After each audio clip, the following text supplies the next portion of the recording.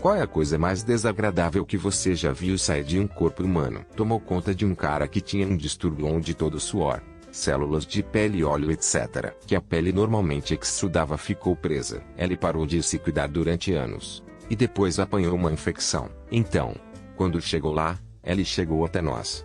Todos os poros estavam cheios de gatinhos podres que cheiravam pior do que você pode imaginar. E cada vez que ele se movia um pouco, mesmo com a respiração, o bichano se espremia para fora. Para completar, ele pesava mais de 400 libras.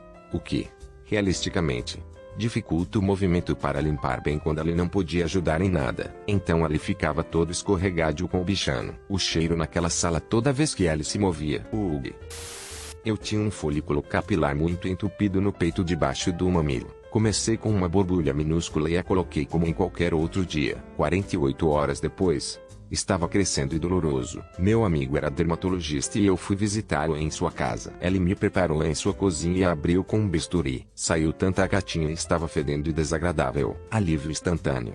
Porém, uma semana depois de deixar o hospital de ter meu filho por cesariana, eu estava com dores horríveis e gritantes. Acabei nas urgências, onde foi descoberto que eu tinha um abscesso do tamanho de uma bola de softball diretamente atrás do corte da cesárea. Eles precisavam me abrir novamente e me limpar, mas não queriam que toda aquela merda desagradável simplesmente me espalhasse para fora de mim. Então eles colocaram um tubo em mim e o prenderam a um saco para drená-lo. Então passei um dia em uma cama de hospital com esta bolsa transparente cheia de podridão, marrom e podre presa a mim. Cheirava tão mal.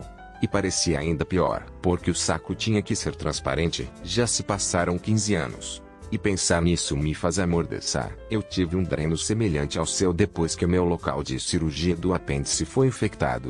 Mas eu tive o meu ligado por vários dias. Sinceramente, não sei por que eles tiveram que deixar claro que o dreno era tão desagradável. Mas essa não foi a pior parte. Era o fato de que, como estava preso a mim, eu podia sentir como algum que era quente e me fazia sentir tão mal quando eu o sentia. Uma manhã, eu estava muito congestionado.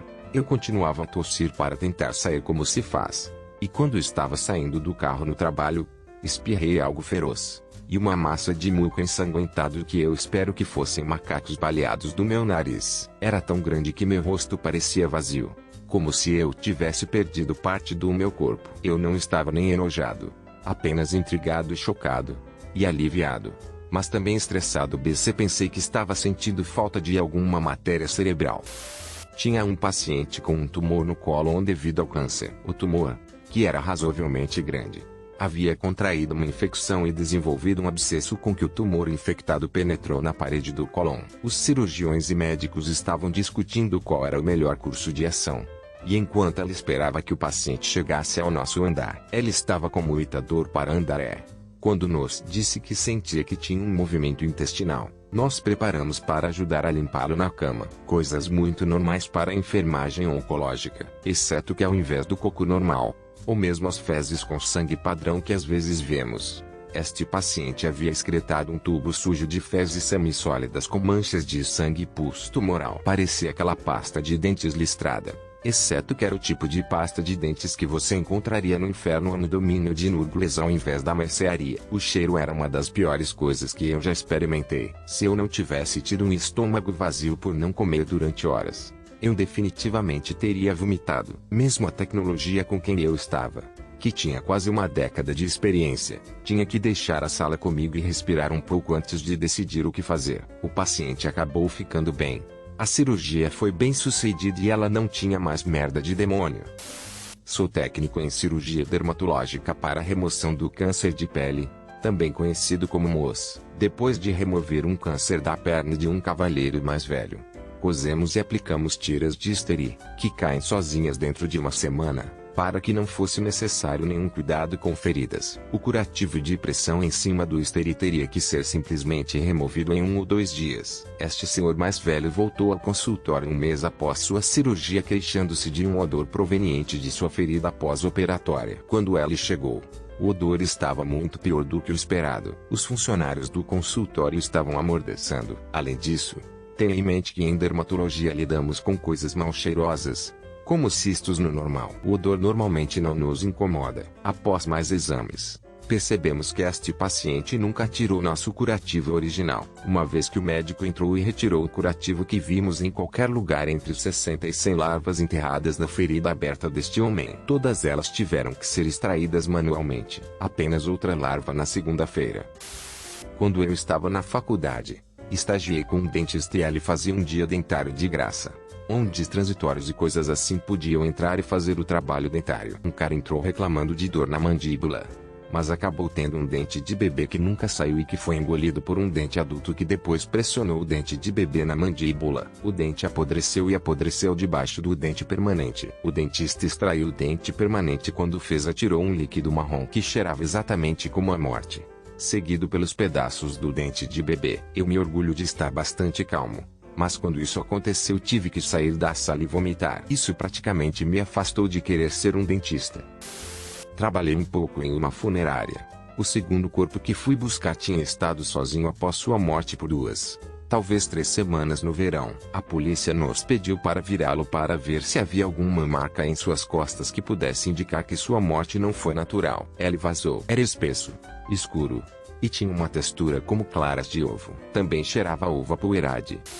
Isso aconteceu com minha mãe, mas ainda era muito nojento ouvir falar disso. Então, quando a cobiça foi disparada pela primeira vez, uma senhora idosa entrou na clínica dizendo que havia muito desconforto nela, lá embaixo. Então minha mãe, enfermeira grávida, e sua colega de trabalho foram examiná-la. Acontece que esta senhora tem mantido este tampão super velho nela por meses e nunca o tirou. Minha mãe disse que cheirava tão mal que ela podia sentir o cheiro através de sua máscara e quase vomitou na frente da mulher, e seu nariz era super sensível quando ela estava grávida, o que fez com que ficasse ainda pior. Ela disse que tinha que trocar com outra enfermeira. Eles tiveram que fechar aquela sala pelo resto do dia para desabafar o cheiro. Isso é estranho, como não saber que você tem isso em você ou mesmo verificar e não mencionar isso a ninguém primeiro. Fui à escola com uma garota. Enquanto estávamos em uma festa com outras pessoas de nossa escola, ela engatou com um cara ao acaso.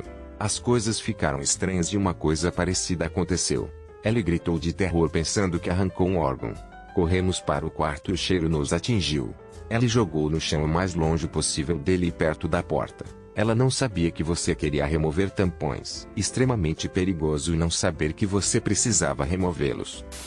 Uma vez eu tive uma infecção viral no estômago, senti como se estivesse morrendo durante uma semana. Segunda semana eu tive uma vontade inimaginável de vomitar, o que me pegou de surpresa, pois tudo que eu tinha ingerido era uma pequena quantidade de água. A esta altura eu estava vomitando regularmente, então conheci a sensação. Isto era diferente. Eu me arrastava para o banheiro e vomitava no bidê e o que parecia ser um ranho saía coberto de pássaros. Acho que era o revestimento do meu estômago, então eu tive a melhor sensação de satisfação de sempre. Meu corpo inteiro se sentia melhor e meu estômago pela primeira vez em uma semana e meia me sentia normal novamente. O ninho então se dissolveu e eu lavei pelo ralo. Foi uma sensação ao mesmo tempo nojenta e gratificante. No final da adolescência, minha irmã estava recebendo feridas bastante duras na parte de trás das pernas que se romperiam aleatoriamente. Sendo a irmã amorosa que sou, decidi fazer um check-in enquanto ela estava no auge de um episódio de furúnculos. Ela estava em seu quarto só de cueca, ajoelhada ao lado da cama, quando eu enfiei minha cabeça na porta. Antes mesmo de poder dizer uma palavra, uma enorme fervura rompeu e atirei uma cachoeira de gatinha na perna dela que parecia queijo cottage. Imediatamente fiquei bastante tonto e saí no chão, tentando desesperadamente não vomitar. Nunca perguntei se ela estava bem, mas pelo menos lhe dei uma boa gargalhada com minha demonstração de extremo desgosto. Eu sou enfermeira de trauma e cu. Algo a se lembrar sobre os traumas é que as pessoas acabam no meu cu depois de terem acabado de passar o dia no hospital que vão. Tive uma senhora de 300 libras esterlinas cuja higiene não era a melhor na linha de base, que sofreu um terrível acidente de carro depois de fazer algum golpe e lavá-la com um pouco de bebida. Ela esteve no meu frigorífico alguns dias sedada e no ventilador enquanto a recolocávamos e ela continuava ficando mais doente. Não conseguia entender por que atirar na pia da cozinha. Eles chamaram o ginecologista para fazer um exame pélvico. Durante o referido exame, um tampão caseiro revestido de toda a gosma verde, marrom e amarela que você não poderia imaginar, com um monte do tamanho do meu punho, Sou um cara de bom tamanho. Logo atrás dele, seguindo esta liberação da cerveja pessoal de Satanás, veio um cheiro tão sujo que permeou toda a unidade a ponto de precisarmos de filtros de EPA para limpá-la. Em meus 15 anos de enfermeira e cu, eu vi a merda mais grosseira imaginável. Mas isto leva o bolo de pré-verbal. Doutor aqui, sou anestesista. Por isso vi minha cota de corpos estranhos loucos em retos, traumas, etc. O que era nojento, mas me fez rir, foi quando uma pessoa de rua contraiu uma grave infecção no pé que desenvolveu larvas. Essa parte não é engraçada. Embora as larvas sejam verdadeiros manos aqui e estivessem mantendo as coisas limpas. A parte engraçada foi a cirurgia vascular que gritava um pouco cada vez que uma larva caía no chão quando estávamos preparando a ferida para a cirurgia. Ela é realmente uma boa cirurgia. Mas as coisas perversas descarrilaram totalmente seu cérebro. E o caso correu muito bem, a ferida melhorou muito. O Tiny e a Gunstead Machine estavam chegando à cidade.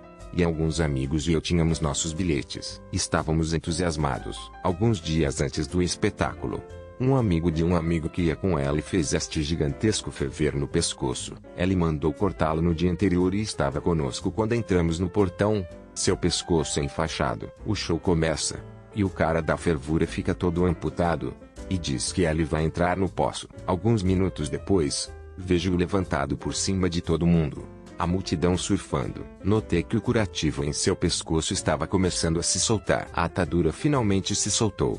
E este spray de gatinho ensanguentado foi disparado. Ela estava em movimento. Então ela atirou em todas as direções. E havia esta atadura de 3 pés que eles tinham enfiado dentro da ferida que o seguia. Como uma longa e desagradável cauda de cometa. O olhar de horror no rosto das pessoas ao perceberem que estava atingindo-as. Eu nunca vou esquecer.